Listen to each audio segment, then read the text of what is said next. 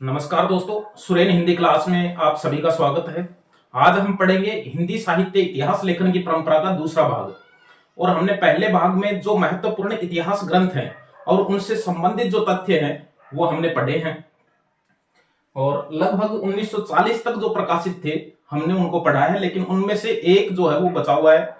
सन 1931 में रामाशंकर शुक्ल रसाल जो है उनका इतिहास जो है लिखा हुआ है। वहां से हम शुरू करते हैं। आज हम एक नंबर पे रमाशंकर शुक्ल रसाल रसाल से शुरू करते हैं। इन्होंने हिंदी साहित्य का इतिहास लिखा है। हिंदी साहित्य का इतिहास नाम से इतिहास ग्रंथ जो है वो लिखा है और सन 1931 ईस्वी में लिखा है। यह हमें ध्यान में रखना है क्योंकि प्रश्न आ सकता है निम्न में से कौन इतिहास लेखक नहीं है।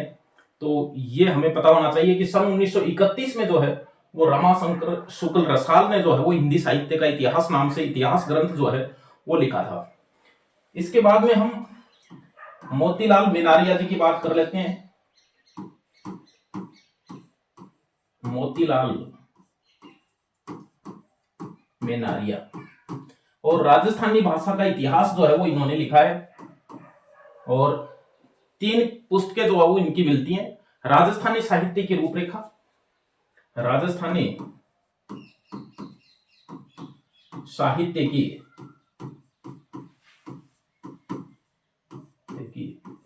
रूपरेखा नाम से,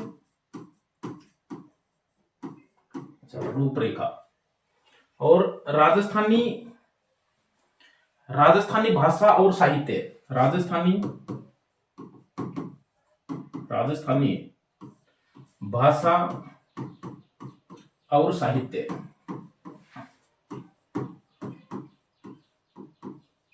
ये इनका दूसरा ग्रंथ है। और यदि हम इनके तीसरे ग्रंथ की बात करें, राजस्थानी पिंगल साहित्य भी इनका एक ग्रंथ है। राजस्थानी पिंगल साहित्य, पिंगल साहित्य, डिंगल और पिंगल दो अलग अलग शैली है राजस्थानी की। तो पिंगल साहित्य जो है वो इनका लिखा हुआ है ग्रंथ, राजस्थानी पिंगल साहित्य। 3 ग्रंथ है मोतीलाल मेनारिया जी के, राजस्थानी भाषा से ही संबंधित है, यह हमें ध्यान में रखना है। खड़ी बोली हिंदी साहित्य का इतिहास जो है वो लिखा गया है सन 1941 ईस्वी में और वो लिखा है ब्रजरत्न दास ने। तीसरे इतिहास लेखक की बात करें हम, इसमें ब्रजरत्न दास हैं और इन्होंने खड़ी बोली हिंदी साहित्य का इतिहास लिखा है। इतिहास 1941 ईस्वी। राजस्थानी साहित्य की रूपरेखा जो है ये 1939 में प्रकाशित रचना है, ये हमें ध्यान में रखना है, इसका प्रश्न आता भी है। राजस्थानी साहित्य की रूपरेखा मोतीलाल मेनारिया जी की रचना है और खड़ी बोली हिंदी साहित्य का इतिहास जो है ये 1941 ईस्वी में जो है वो इन्होंने लिखा था। 4 नंबर पे हम बात करें नलिन विलोचन शर्मा।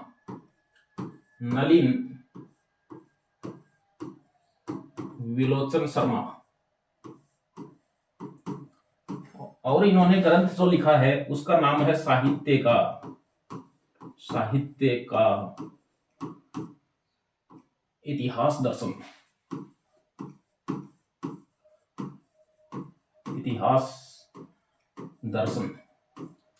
और ये 1960 में प्रकाशित है। 1960 में प्रकाशित है। और इसके बारे में मैं आपको बता दूं कि ये जो है वो बिहार भाषा राष्ट्र भाषा परिषद से जो है वो प्रकाशित है। बिहार राष्ट्र भाषा परिषद से प्रकाशित है। और जब ये प्रकाशित हुआ था तब इस परिषद के अध्यक्ष थे शिवपूजन सहाय, नाम हमने खूब सुना होगा। शिवपूजन सहाय इसके अध्यक्ष थे और इन्होंने जब इसको प्रकाशन का कार्य ग्रहण किया प्रकाशन के लिए, तो एक नियम था कि 200 से नीचे पृष्ठ की बुक जो है वो प्रकाशित नहीं होगी। तब शिवपूजन सहाय ने इनसे कहा कि आप इसमें कुछ पृष्ठ कुछ सामग्री और जोड़िए और पृष्ठ जो है वो लगभग 200 के आसपास जो है वो कीजिए, 200 से कम नहीं होने चाहिए। तो फिर उसमें कुछ सामग्री उसमें जोड़ी गई, परिशिष्ट पेज जो है वो जोड़े गए और उसका प्रकाशन जो है वो हुआ। तो बिहार राष्ट्र भाषा परिषद के अध्यक्ष उस समय शिवपूजन सहाय थे। एक और बात है इस दर्शन से, क्योंकि ये इतिहास ग्रंथ नहीं है, यह दर्शन से संबंधित, शोध से संबंधित, चिंतन से संबंधित ग्रंथ है और 1960 में प्रकाशित हुआ है। आई.ए. रिचर्ड्स का नाम हमने खूब सुना होगा पाश्चात्य काव्य शास्त्र में। आई.ए. रिचर्ड्स जो हैं उनका एक ग्रंथ है principle of literary criticism. Principle of literary criticism जो ग्रंथ है आई.ए. रिचर्ड्स का, उस ग्रंथ से इसकी तुलना भी की जाती है, यह भी हमें ध्यान में रखना है। यानी आई.ए. रिचर्ड्स के ग्रंथ प्रिंसिपल ऑफ लिटरेरी क्रिटिसिज्म ग्रंथ से जो है वो इसकी तुलना की जाती है, यानी उसके बराबर नहीं तो उससे कम भी नहीं है, ऐसा कहा जाता है उस ग्रंथ से। एक 1955 में ही हिंदी का गद्य साहित्य प्रकाशित हुआ था रामचंद्र तिवारी का। रामचंद्र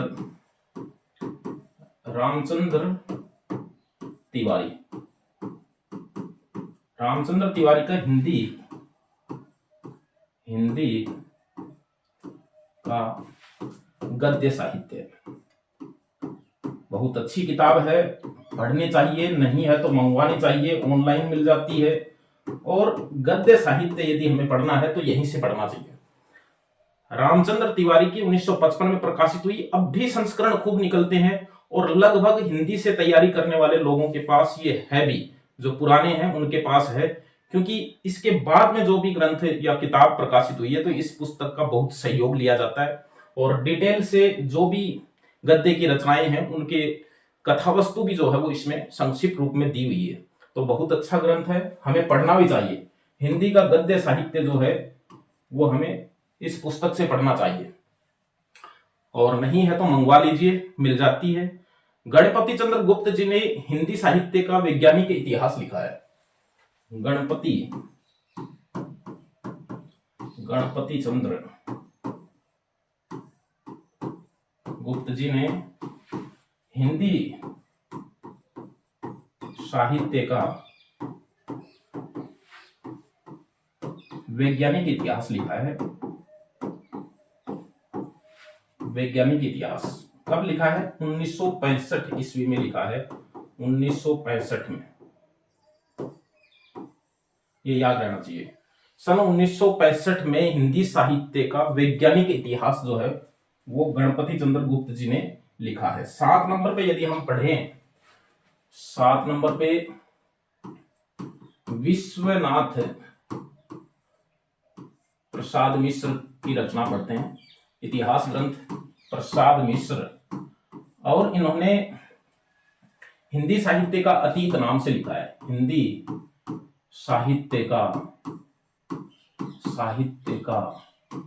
अतीत नाम से लिखा है और भाग 1 और भाग 2 1960 याद रखना है। हिंदी साहित्य का अतीत 1960 याद रखना है और भाग 1 और भाग 2 यानी 2 भागों में ये जो है ये इतिहास ग्रंथ जो है वो प्रकाशित है। राहुल सांकृत्यायन की रचना है एक, राहुल सांकृत्यायन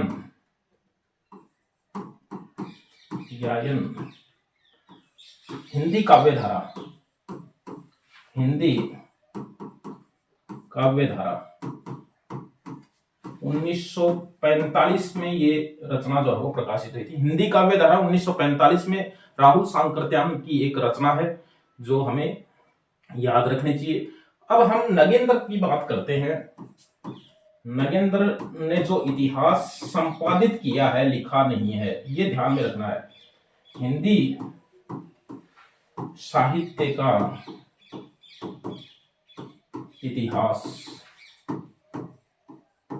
और इन्होंने क्या किया है? संपादित किया है, संपादित किया है, संपादन किया है, और 1973 ईस्वी में।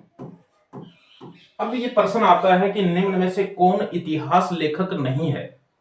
तो कुछ नए नाम आ जाते हैं उसमें। यदि नगेंद्र है तो नगेंद्र इतिहास लेखक में नहीं आता है, उत्तर मान लिया जाता है इसको। क्यों? क्योंकि इन्होंने इतिहास लेखन नहीं किया है, बल्कि इतिहास का संपादन किया है, और उसमें जो भी टॉपिक हैं इस इतिहास में, और वो उनके लेखक अलग अलग है। तो इसलिए इसका प्रश्न जो है वो आता है, और हमें पढ़ना भी चाहिए।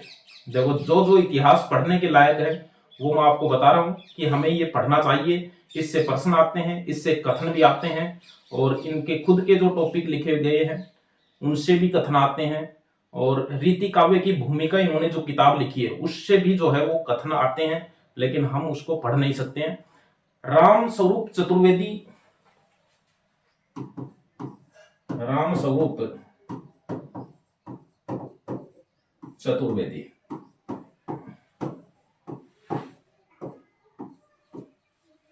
हिंदी साहित्य और संवेदना का विकास, हिंदी साहित्य और संवेदना का विकास,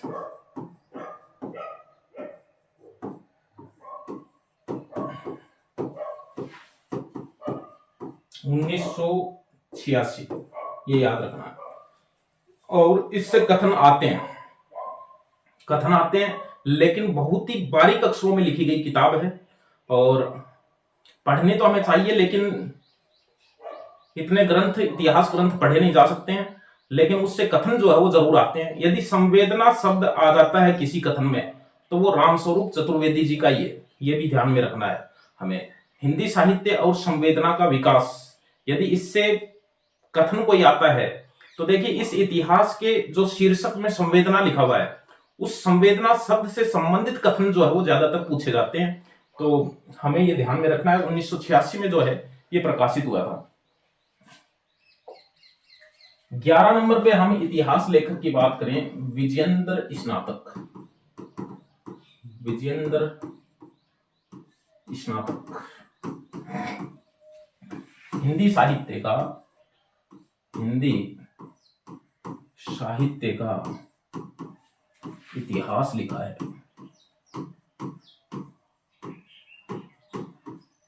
हिंदी साहित्य का इतिहास जो है वो इन्होंने लिखा है, और इन्होंने जो ये इतिहास लिखा है ये 1996 में प्रकाशित हुआ है। अब देखिए, 1996 में और भी ग्रंथ प्रकाशित हुए हैं, और इन्होंने जो इतिहास लिखा है ये उपलब्ध भी है। हम यदि साहित्य के रूप से यदि पढ़ना चाहें तो ये उपलब्ध हो जाता है, और मिलता भी है, और बिकता भी खूब है। और विजेंद्र स्नातक 1996, और 1996 में ही प्रकाशित एक और भी इतिहास ग्रंथ है जो काफी प्रसिद्ध है, कथन भी उससे जो है वो आते हैं, और वो है डॉक्टर बचन सिंह का। बचन सिंह हमने खूब नाम सुना है। बच्चन सिंह के 2 इतिहास लिखे गए हैं, हमें यह ध्यान में रखना है। आधुनिक हिंदी साहित्य का इतिहास लिखा हुआ है एक, तो आधुनिक हिंदी साहित्य का इतिहास लिखा गया है। और दूसरा है हिंदी साहित्य का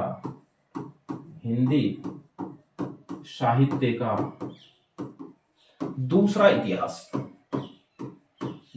इतिहास, ये जो है इससे जो है वो काफी प्रश्न आते हैं, इसको भी हमें पढ़ना चाहिए। वैसे मिल जाता है, और साहित्य के संग्रह के रूप में जो है वो बहुत ही अच्छा है। न केवल संग्रह है बल्कि इतिहास ग्रंथ है विजेंद्र स्नातक का, और मिलता भी है। 1996 में प्रकाशित है। और ये जो है बच्चन सिंह का जो इतिहास है, हिंदी साहित्य का दूसरा इतिहास, ये भी 1996 में प्रकाशित हुआ था। ये हमें ध्यान में रखना है, 1996 में प्रकाशित हुआ था, और ये 1978 में प्रकाशित हुआ था। आधुनिक हिंदी साहित्य का इतिहास नाम से भी इनका ग्रंथ जो है वो लिखा हुआ है, लेकिन जो प्रसिद्ध है वो है हिंदी साहित्य का दूसरा इतिहास, और पढ़ना भी चाहिए। अब देखिए, सारे तो हमसे नहीं पढ़े जा सकते, लेकिन जो जो काम के हैं आचार्य रामचंद्र शुक्ल जी का है, नगेंद्र जी का है, और बचन सिंह का हिंदी साहित्य का दूसरा इतिहास है, और हिंदी साहित्य और संवेदना का विकास रामस्वरूप चतुर्वेदी का, ये इतिहास ग्रंथ भी जो है वो पढ़ने के लिए है। इनसे संबंधित जो है वो कथन जो है वो खूब आते हैं। इसके बाद में हम इतिहास ग्रंथ की बात करें, परशुराम चतुर्वेदी, उत्तरी भारत की संत परंपरा। परशुराम चतुर्वेदी, परशुराम चतुर्वेदी उत्तरी भारत की संत परंपरा, उत्तरी भारत की संत परंपरा परशुराम चतुर्वेदी का है। और इसी के साथ 14 नंबर पे यदि हम पढ़ें तो आचार्य चतुर्सेन का भी एक इतिहास जो है वो लिखा हुआ है। आचार्य चतुर्सेन जो है उनका हिंदी साहित्य का इतिहास लिखा गया है। हिंदी साहित्य का इतिहास नाम का इतिहास ग्रंथ है। हिंदी साहित्य का इतिहास आचार्य चतुर्सेन का भी है। हिंदी साहित्य का इतिहास मेरा नहीं पढ़ा हुआ है, लेकिन हमें याद रखना है कि हिंदी साहित्य का इतिहास जो है वो आचार्य चतुर्सेन जी का भी लिखा हुआ है। इसके बाद में हम 15 नंबर पे बात करें, 15 नंबर पे यदि हम इतिहास की बात करें तो डॉक्टर टीकम सिंह तोमर को याद रखना चाहिए हमें। डॉक्टर टीकम सिंह तोमर, और इन्होंने क्या लिखा है, हिंदी वीर काव्य लिखा है। हिंदी वीर काव्य लिखा है इन्होंने, हिंदी वीर काव्य लिखा है, और 1945 में इसकी रचना जो है वो हो गई थी। ये भी हमें ध्यान में रखना है। टीकम सिंह तोमर हिंदी वीर काव्य, यानी वीर काव्य जितने लिखे गए हैं उन सब का उल्लेख है इसमें। डॉक्टर लक्ष्मी सागर वार्ष्णेय, डॉक्टर लक्ष्मी सागर वार्ष्णेय,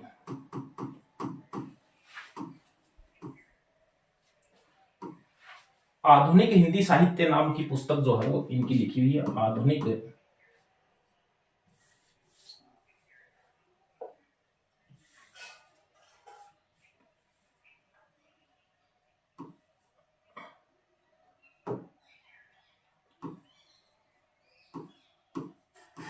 वीर काव्य, आधुनिक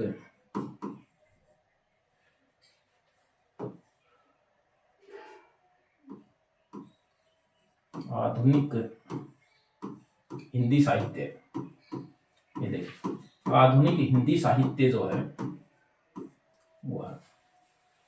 17 नंबर पे यदि हम बात करें, ये हमें थोड़े जल्दी जल्दी पढ़ लेते हैं इनका। डॉक्टर श्री कृष्ण लाल का नाम हमने सुना है। आधुनिक हिंदी साहित्य का विकास नाम की पुस्तक जो है वो लिखी हुई है। डॉक्टर श्री कृष्णलाल, श्री कृष्णलाल आधुनिक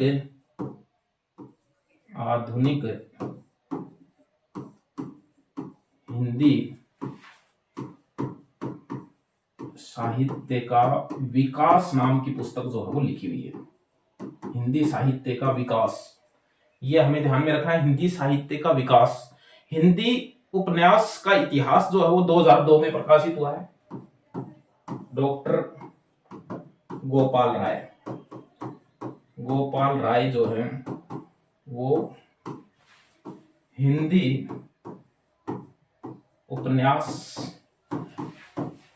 का इतिहास जो है वो इन्होंने लिखा है। हिंदी उपन्यास का इतिहास 2002 में इन्होंने लिखा है, डॉक्टर गोपाल राय ने, और बहुत अच्छी किताब है हिंदी उपन्यास का विकास। यदि हम हिंदी उपन्यास में यदि कोई शोध कार्य या कुछ भी करना चाहते हैं तो हमें इस ग्रंथ को जो है वो पढ़ना ही पड़ेगा। हिंदी उपन्यास का इतिहास नाम का, ये 2002 में प्रकाशित है। और हम 2 इतिहास ग्रंथ जो है वो और पढ़ लेते हैं इसमें 18 हो गए, ठीक है। 19 नंबर पे 2 पढ़ेंगे केवल। और यहाँ पे आके जो है वो एक महिला लेखिका जो है वो प्रवेश करती है। देखिए, अब तक हमने जो इतिहास ग्रंथ पढ़े हैं वो सारे के सारे पुरुष लेखक हैं, लेकिन अब जो है वो महिला लेखिका जो है वो उसका प्रवेश होता है, और वो है सुमन राजे। सुमन राजे, सुमन राजे, ये हमें ध्यान में रखना है। हिंदी साहित्य का, हिंदी साहित्य का आधा इतिहास, आधा इतिहास, ये हमें ध्यान में रखना भी। हिंदी साहित्य का आधा इतिहास,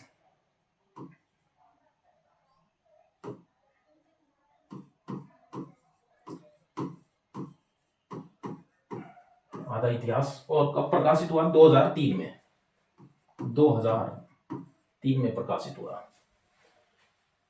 20 नंबर पे और अंतिम पढ़ रहे हैं। इसके बाद में हम जो नागरिक प्रचारणी सभा से 16 भागों में हिंदी साहित्य का वृहत इतिहास जो प्रकाशित हुआ है उसके हम 16 भाग पढ़ेंगे, लेकिन इसमें अब नहीं पढ़ेंगे, अगली क्लास में जो है उसको पढ़ेंगे हम। नीरजा माधव को पढ़ लेते हैं। नीरजा माधव जो है, नीरजा माधव। अब आप कहेंगे ये कौन है? नीरजा माधव वर्तमान में जो है वो अच्छी साहित्यकार है, और कोरोना नाम का उपन्यास भी इनका लिखा हुआ है, ये ध्यान में रखना है।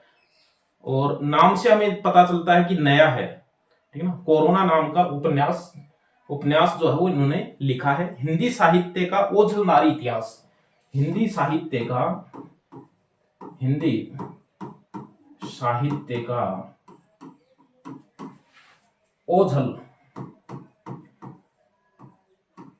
नारी इतिहास जो है वो इन्होंने लिखा है। हिंदी साहित्य का ओझल नारी इतिहास जो है वो इन्होंने लिखा है। कब लिखा है, कब प्रकाशित हुआ? 1 जनवरी 2011 का प्रकाशन है, 2011 का है।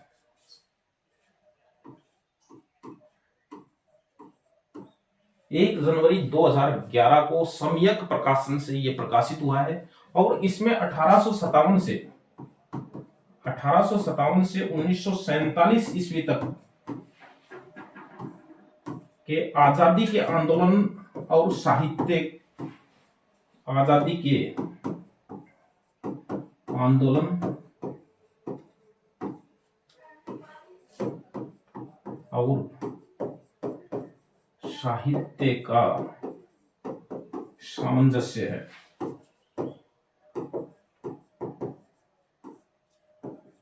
यानी इस इतिहास ग्रंथ में क्या है? हिंदी साहित्य का ओझल नारी इतिहास के अंदर जो है वो 1857 से 1947 तक का हिंदी साहित्य और जो आजादी के जो आंदोलन हुए हैं उनका सामंजस्य है। और 1 जनवरी 2011 को सम्यक प्रकाशन से ये जो है वो प्रकाशित हुआ है। हो सकता है कोई छूट गया हो या कुछ याद न भी रहे बीच में, तो हम आगे नागरिक प्रचारणी सभा जो है वहां से प्रकाशित 16 भागों में जो प्रकाशित हुआ है, और लगभग हर परीक्षा में उसका प्रश्न जो है वो लगातार आ रहा है, तो उनके 16 भागों के लेखक अलग अलग हैं, तो हम वो पढ़ेंगे। और यदि कोई छूट गया है नाम इसमें, या हो सकता है गलती हो जाए छूटने में, तो हम उसमें भी जो है कोई इतिहास ग्रंथ की चर्चा जो है वो कर सकते हैं, जो छूट गया उसकी। धन्यवाद, फिर मिलेंगे अच्छे वीडियो के साथ, तब तक के लिए बाय।